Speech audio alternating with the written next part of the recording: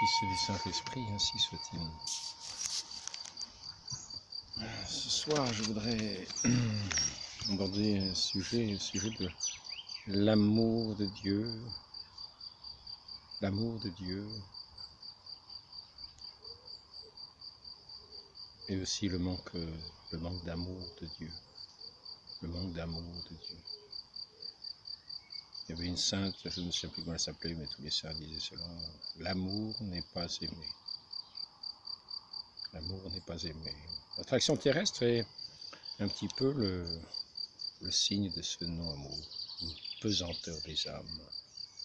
Une pesanteur des âmes loin de s'élever vers notre Dieu, vers celui qui est la lumière. Nous sommes attirés, nous avons cette pesanteur des esprits et des âmes qui se laissent attirer par tout ce qui est terrestre.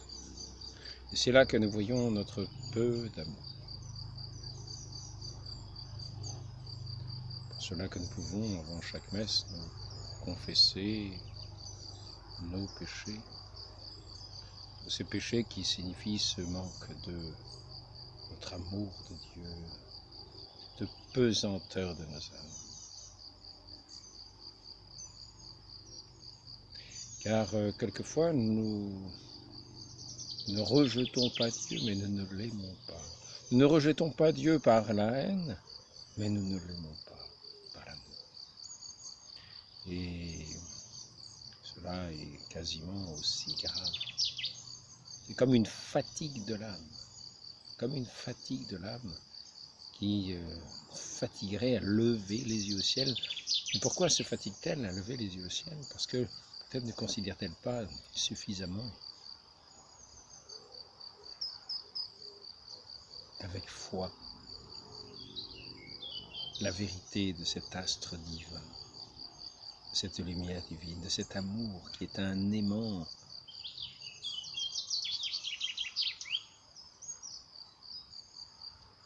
qui attire à lui quand on le connaît avec certitude tous les cœurs.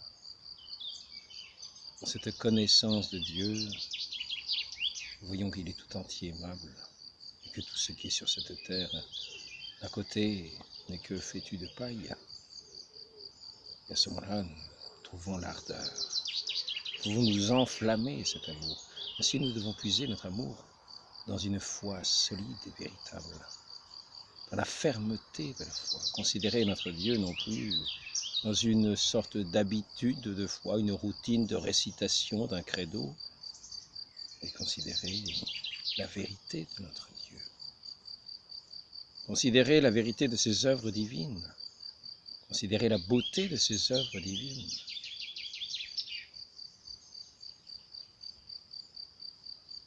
Considérer celui qui est la vérité même, l'unique vérité, et qui est là pour attirer tous les cœurs, tous les cœurs. Ce cœur sacré est là pour attirer tous les cœurs à son amour, à sa beauté, à sa magnificence, à sa vérité, à son éclat, à sa lumière. Mais nous le voyons, nous pouvons le voir concrètement. C'est pour cela d'ailleurs qu'il est intéressant, je vais mettre une petite pause, ça va me permettre d'aller chercher ce que je veux vous montrer. Voilà, c'est un livre que je voudrais recommander, un livre qui nous montre les œuvres divines à travers ces saints, ces gens qui ont su donner leur cœur à notre Dieu. Ces gens qui ont su ne pas être du monde, ne pas être appesantis par les lourdeurs de ce monde, par l'attraction de ce monde, l'attraction terrestre. Être attiré dans cette attraction de ce soleil divin. Donc il s'agit d'un livre qui nous fait entrer dans la connaissance de ces œuvres divines dans la vie de ces saints. Encyclopédie des phénomènes extraordinaires dans la vie mystique. Joachim Boufflet, ça c'est le tome 1.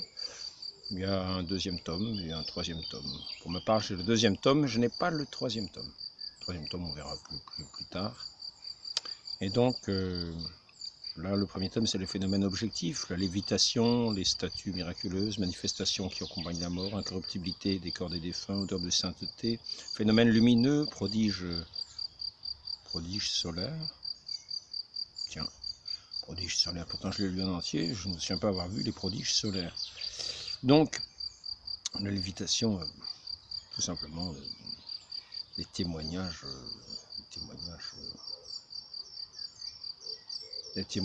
les plus concrets que nous puissions avoir.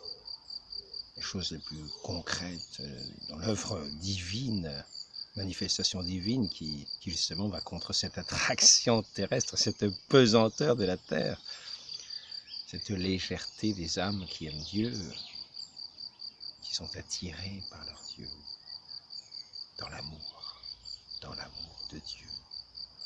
Voilà, notre Seigneur nous dit, si vous ne faites pénitence, vous périrez tous en peu.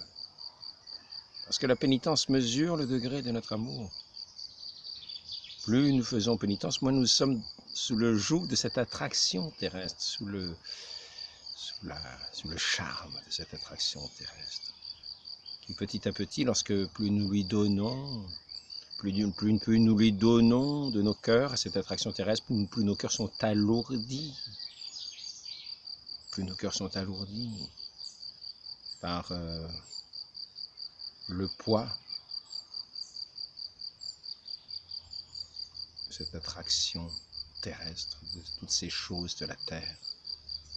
Et cela montre notre peu d'amour pour notre Dieu qui n'est pas de ce monde. Il nous dit lui-même, je ne suis pas de ce monde.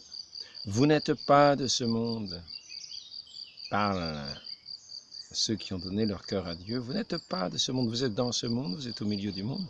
Ne soyez pas, que vos cœurs ne s'apesantissent pas à ce qui semble être les richesses de la terre, et qui sont notre mort véritable. Et nous voyons que ceux qui ont vraiment su trouver leur richesse, leur bonheur en Dieu, voyons comment Dieu agit en eux, comment Dieu les rend resplendissants de lumière, dans des phénomènes lumineux comme à la transfiguration. Et nous voyons ça dans la vie de certains saints, comme nous voyons cette attraction des cœurs vers leur Dieu, dans ce qui est un ravissement des âmes et qui attire aussi les corps. Nous comprenons que la Vierge Marie a été montée au ciel, corps et âme.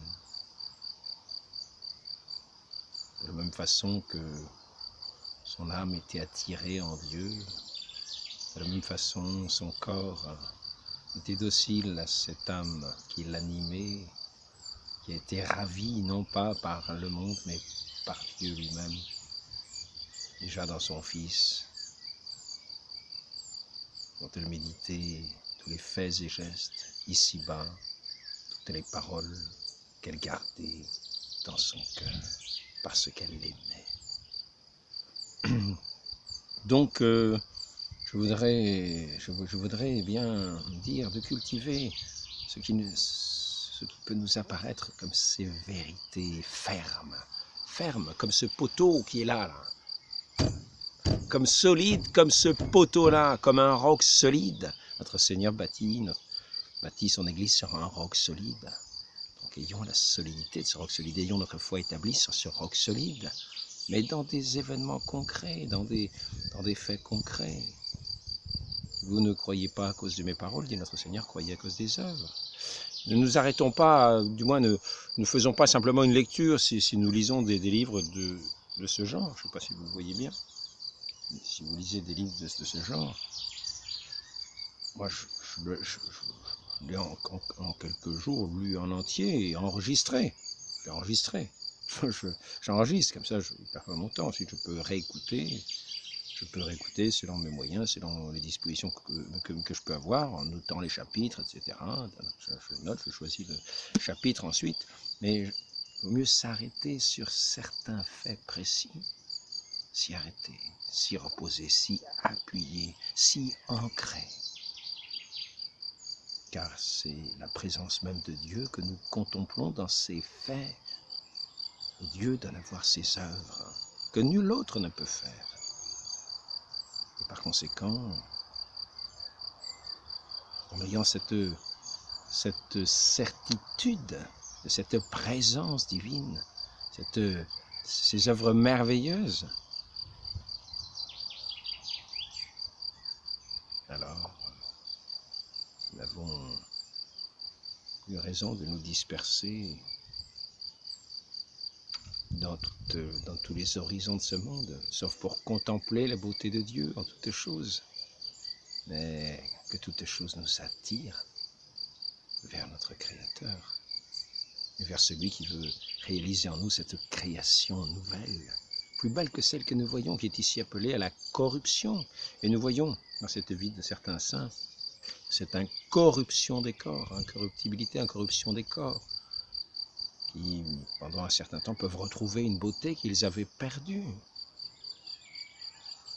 une lumière qu'on ne leur a jamais connue, mais un parfum que quelquefois on ne l'aura jamais connu, mais que Dieu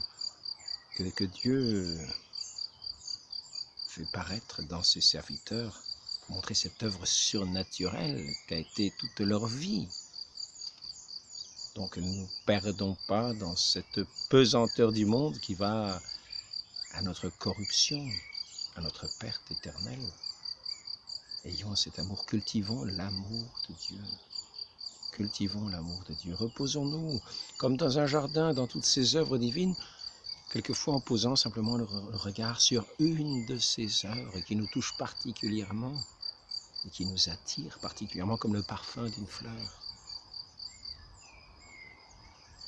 Et allons au cœur de ce Dieu ardent, qui nous appelle, qui a donné sa vie pour nous.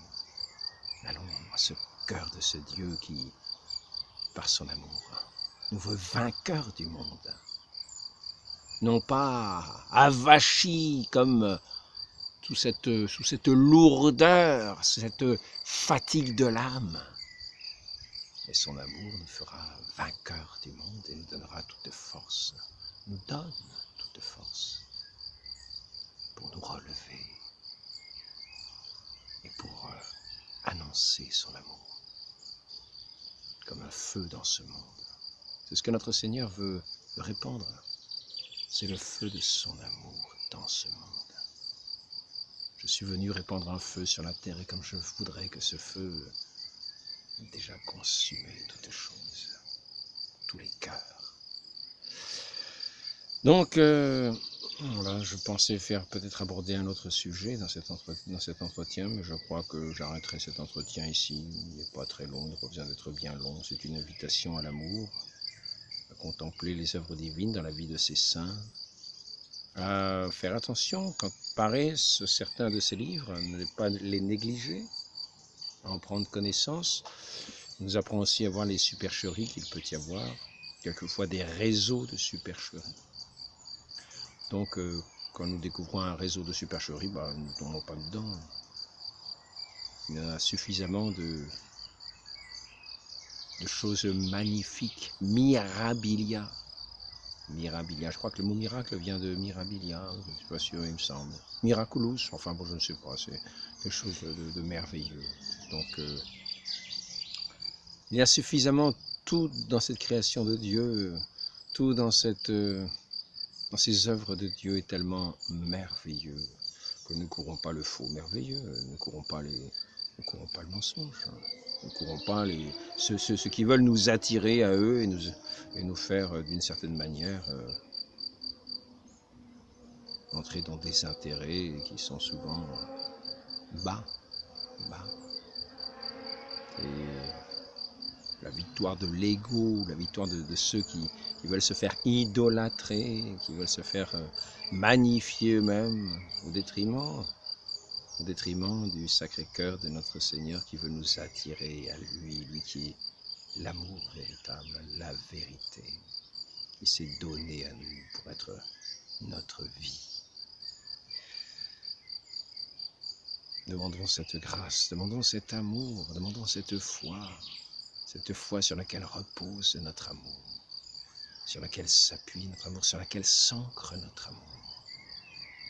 Notre foi, qui est un don du Saint-Esprit, celui qui croit dans le Fils, à la vie éternelle. La vie éternelle, c'est l'Esprit Saint qui nous est donné de source jaillissante pour la vie éternelle. Lui qui croit au Fils, à l'Esprit de Dieu, l'Esprit du Fils, l'Esprit du Père.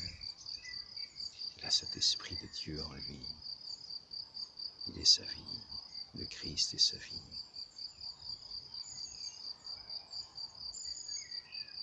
L'Esprit de vie, l'Esprit de Dieu témoigne de Dieu et des œuvres de Dieu.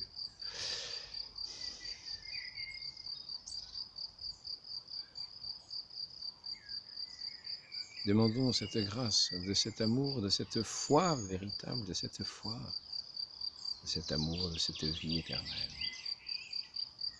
incorruptible, incorrompue, lumineuse, légère, pour être attiré, ravi par celui qui est notre Père céleste.